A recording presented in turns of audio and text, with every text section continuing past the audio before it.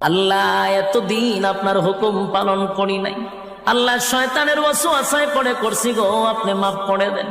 চোখের পানিগুলো ছেড়ে দিয়া যদি আল্লাহর দরবারে আপনি দরখাস্ত করেন, আমার আল্লাহ বলেন বান্দারে যৌবনকালে যদি একবার ডাক দেস, আমি 70 বার বান্দা তোর ডাকে জবাব দিই।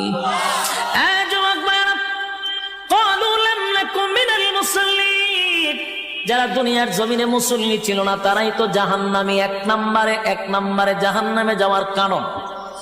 আল্লাহর নবী বলেন উম্মতেরারে হাশরের মাঠে যদি হিসাব হয়, আউয়ালু মা ইউহাসাবু বিহিল আবদু ইয়াউমাল কিয়ামাতিস সালাহ, কিয়ামতের ময়দানে সর্বপ্রথম হিসাবটা হবে নামাজের।